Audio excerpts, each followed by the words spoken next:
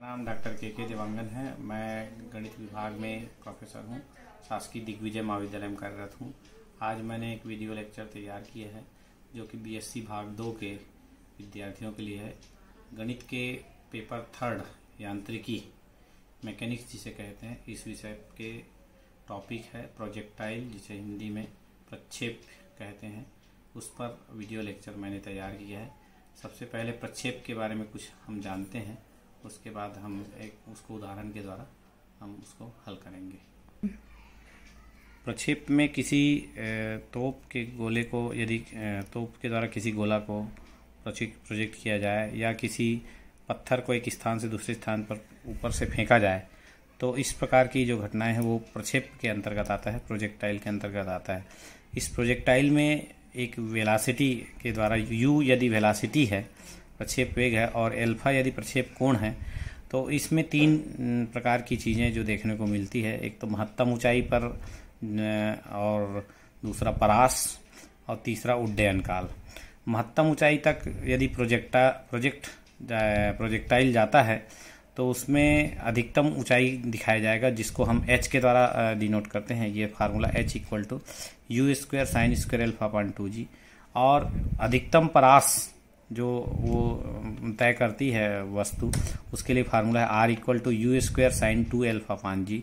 और उस अधिकतम परास के लिए जो उड्डयन काल लगेगा, समय, उसका formula t = 2u sin α/g है। प्रोजेक्टाइल को समझने के लिए हम एक एग्जाम्पल या एक क्वेश्चन लेते हैं जिसमें इसका इन तीनों उड्डयन काल, परास और महत्तम ऊंचाई का उल्लेख होगा। इस क्वेश्चन के द्वारा हम उस प्रोजेक्टाइल को अच्छी तरह समझ सकते हैं।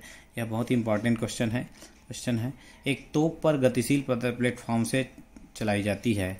जब प्लेटफॉर्म v वेग से आगे व पीछे चलता है तो गोली के परास का क्रमशः r तथा s प्राप्त होते हैं। सिद्ध कीजिए तोप का उन्नतांश कोण tan 1g r-s² 4v² r+s है। इस क्वेश्चन में जब प्लेटफॉर्म आगे की ओर गतिशील होता है तो r उसका परास होता है, और पीछे की ओर गतिशील होता है तो s।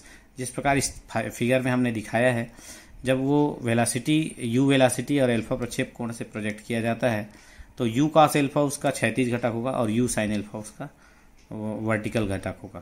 प्रश्नानुसार जब v वेग से आगे चलता है प्लेटफॉर्म, तो परिणामी क्षैतिज दिशा में velocity u cos alpha plus v, और ऊर्ध्व दिशा में वेग हो जाएगा u sin अल्फा।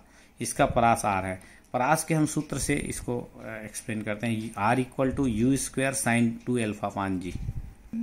इस फार्मूले r का विस्तार करने पर u² 2 sin अल्फा cos अल्फा/g या 2u sin alpha × u cos अल्फा/g।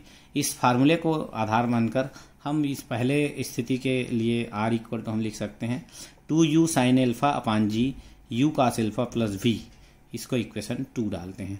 Second स्थिति में जब प्लेटफॉर्म पीछे की ओर चलता है तो गोली का परिणामी वेग क्षैतिज दिशा में u cos alpha minus v तथा ऊर्ध्व दिशा में u sin अल्फा होगा तथा परास s है।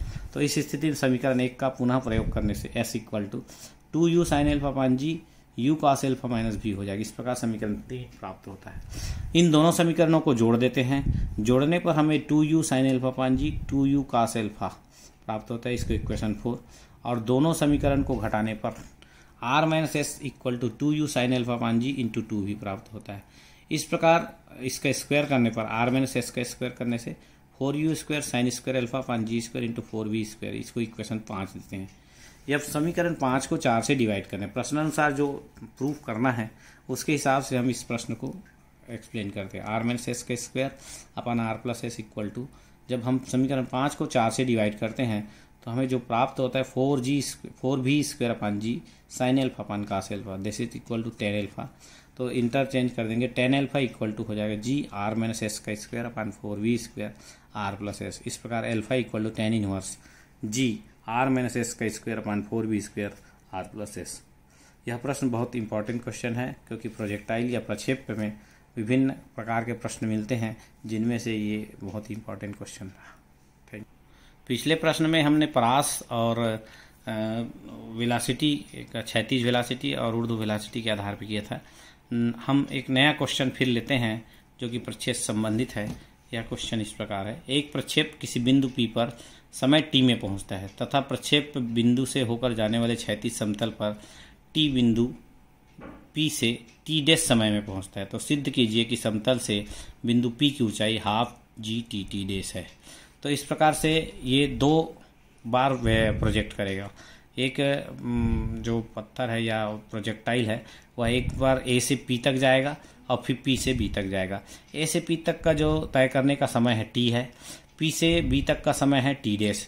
तो इन दोनों परिस्थितियों में हम वेलोसिटी निकालते हैं और प्रयास इस प्रकार समय निकालते हैं कितना समय लगेगा P तक पहुंचने में समय और P से B तक का समय।